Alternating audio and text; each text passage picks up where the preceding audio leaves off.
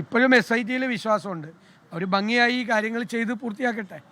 അതിൻ്റെ അകത്ത് മുഖ്യമന്ത്രിയുടെ ഓഫീസ് ഇടപെടാതിരിക്കുക, അതാണ് പറയാനുള്ളത്.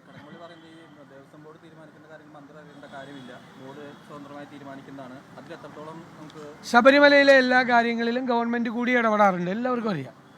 അല്ലാതെ എല്ലാ അമ്പലങ്ങളുടെയും കാര്യത്തിൽ ഗവൺമെൻറ് ഇടപെടാറില്ല, അത് സത്യമാണ്. പക്ഷെ ശബരിമലയിലെ കാര്യങ്ങളിൽ ഗവൺമെൻറ് ഇടപെടാറുണ്ട്. ഉണ്ണികൃഷ്ണൻ പോറ്റിയുമായിട്ട് വളരെ അടുത്ത ബന്ധം കടകംപള്ളി സുരേന്ദ്രനുണ്ട്. അത് ഇപ്പോൾ പുറത്തു വന്നിട്ടില്ല. ഇപ്പോൾ ആരൊക്കെയാണ് ജയിലിലയക്കണം? 3 CPM നേതാക്കളാണ് ജയിലിലായിരിക്കുന്നത്. ഒരു ദേവസ്വം ബോർഡ് പ്രസിഡന്റും 2 CPM നേതാക്കളും. 3 CPM നേതാക്കൾ ജയിലിലാണ്. എന്നിട്ട് എന്താ ME ഗോവിന്ദൻ പറയുന്നത്? ഒരാൾക്കെതിരെ നടപടിയെടുക്കില്ല അല്ലേ? പൈങ്കിളിയാണെന്ന്.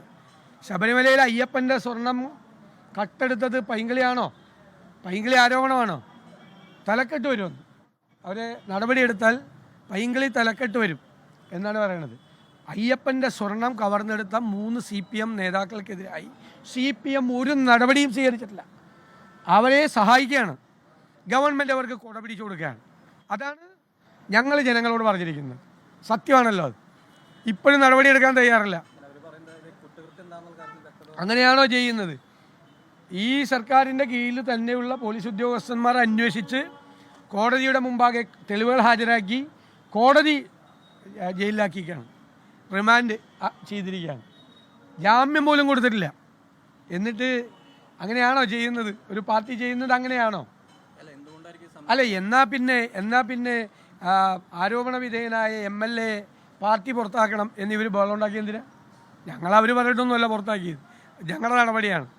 അപ്പോൾ ഓരോന്നിലും ഇരട്ടത്താപ്പാണ്. ഇതിൽ കുറ്റം തെളിഞ്ഞു വരട്ടെ എന്ന് പേടിയാണ്. കൂടുതൽ നേതാക്കളുടെ പേര് ജയിലിൽ ആയേക്കണവർ, റിമാൻഡ് ചെയ്തവർ പറയും അവർക്കെതിരെ നടപടിയെടുത്താൽ. അവർക്കെതിരെ നടപടിയെടുക്കാൻ CPMൻ്റെ മുട്ടുവരയ്ക്കും നേതാക്കന്മാരുടെ. കാരണം അവർക്കെതിരായി നടപടിയെടുത്താൽ അവർ ഇതിനേക്കാൾ വലിയ നേതാക്കന്മാരുടെ പേര് പുറത്തു പറയും. അതാണ് പേടി. എല്ലാവർക്കും അറിയാം കാര്യം എന്താണെന്നറിയാം. പൈങ്കിളിയൊന്നുമല്ല, കാര്യം പേടിച്ചിട്ടാണ്. ആരുടെയൊക്കെ പേര് പറയുന്നറിയില്ല, ആരൊക്കെ ഈ ഷെയർ കൈപ്പറ്റിയിട്ടുണ്ടെന്ന് അറിയില്ല, ഈ പണത്തിൻ്റെ എവിടെ ചെന്ന് നിൽക്കുമെന്ന് അറിയില്ല. അല്ലല്ല, അത് അവരെ ഒരു നടപടിക്രമം ഉണ്ടല്ലോ, അവർ ചെയ്യട്ടെ.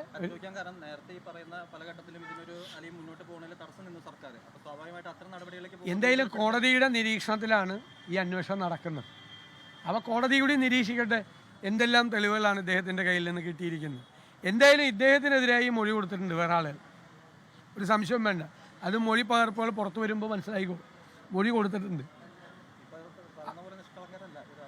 ഒരാൾ നിഷ്കളങ്കരല്ല, ഇവരാരും നിഷ്കളങ്കരല്ല. ഇവരാരും അദ്ദേഹത്തിന് പങ്കുണ്ട്. ഞാൻ ആരോപണം ഉന്നയിച്ചാൽ എനിക്കെതിരെ കേസ് കൊടുത്തേക്കല്ലേ. കടകംപള്ളിയിലേക്ക് അന്വേഷണം എത്തുമ്പോൾ SIT സ്വാധീനിക്കപ്പെടാൻ സാധ്യതയുണ്ടെന്നാണ് പ്രതീക്ഷ പറയുന്നത്. SITയെ സ്വാധീനിക്കുമെന്ന് ഞാൻ പറഞ്ഞില്ല. SITയുടെ മീതെ അത് വൈകിച്ചു കൊണ്ടുപോകാൻ സമ്മർദ്ദം ചെലുത്തുമെന്നാണ് ഞാൻ ആരോപണം ഉന്നയിച്ചത്. മറ്റൊരു ഏജൻസിയിലേക്ക് കേസ് മാത്രമൊന്നുമില്ല, ഒന്നും പറഞ്ഞിട്ടില്ലല്ലോ. നമ്മൾ ഇതുവരെ ഒന്നും പറഞ്ഞിട്ടില്ല. പോട്ടെ, ഇത് പോയില്ലെങ്കിൽ നമുക്ക് അപ്പം ആലോചിക്കാം.